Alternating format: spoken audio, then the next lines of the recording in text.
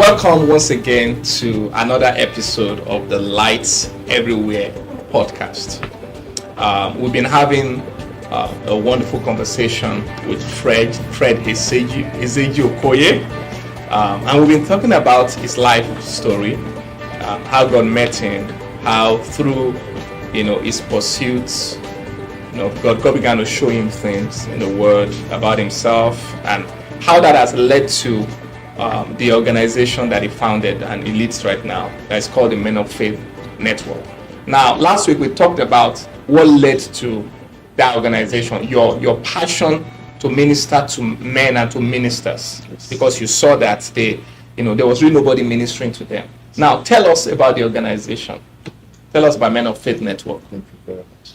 So, Men of Faith Network, when I had that body, I started praying, asking God, what direction, how can I do this? Because I can't really understand how I would do it. Who do I talk to? How can I bring ministers together?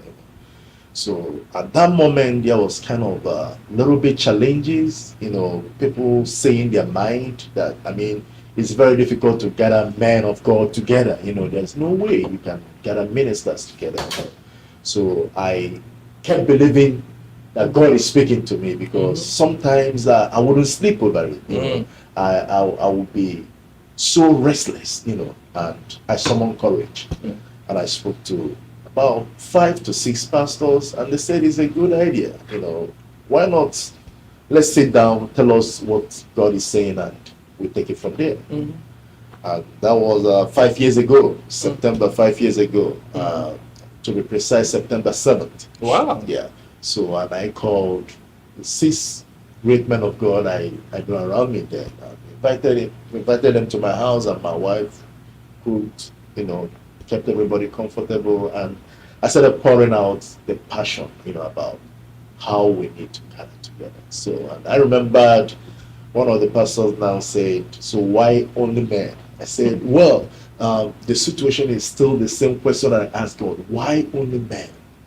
But something reflected in my spirit in the Bible, that in the beginning, Abraham, the priest, man takes the family to the church. But today, my own upbringing, we see more of the moms taking the family to the church. So God is trying to reset the order.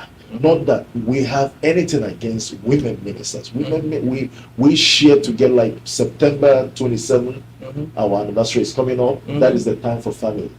Where ministers will bring in their family. And I've been at those anniversaries. It's an amazing time. So we don't restrict anybody coming from the meeting, but this is the direction the Lord is leading us. And they all accepted. I said, okay, let's start. How do we do?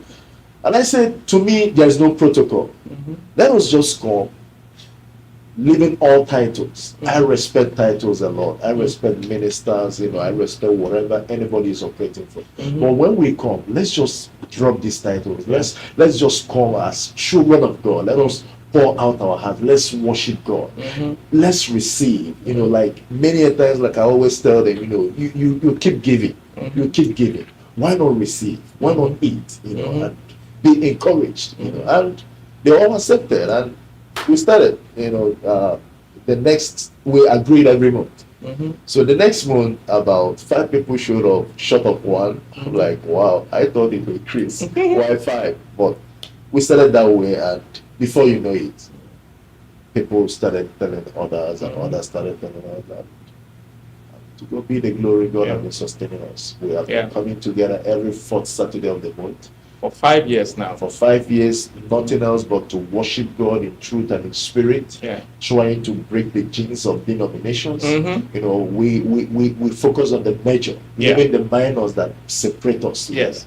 We believe in God, Jesus the way, the truth and the life. Come on, let's worship God. Forget about all the minors that are separating us. So, and I've been there. I've been there in those meetings, and it's just amazing. I come, there's just this anointing that is there. Seeing men gathered of different denominations, different ethnic groups, diverse, no title, everybody just there worshiping the Lord and sharing, and of course the food is always amazing. The food is one of those things that attracts me a lot, because we eat really good food there. We feed spiritually and we feed physically. Yeah. Well, I wanted to talk about that. When you talk about the fact that it's not that women are excluded, Yes. but men. I just felt like it's good to talk about the role of men. Yes. When God created, humans, He gave man a very peculiar role. Yes. He gave woman a peculiar role too. But man's role is to be the foundation Yes. of the home, the foundation of his creation. We have a responsibility of leadership, Yes. and it's so sad that now a lot of women are doing their part, but you go to the churches, no men there. Exactly. You see a lot of families with no man present, especially in our African American, Exactly. community. So it's just amazing that a ministry like yours that reaches out to not just preachers, because it's not just preachers that are there, men, Yes. leaders of household that can come together, share, their hearts, their weaknesses, their struggles, and pray for one another. I think it is just an amazing thing that God is using you to do, and I just pray that this ministry that He has given you will continue to impact lives and just continue to extend further. Well, we're still going to have some time with Fred Ezeji-Okoye, where we'll continue to hear his story and just a lot more about the Men of Faith Network. But right now, we'll sign off until we see again. Light Everywhere podcast.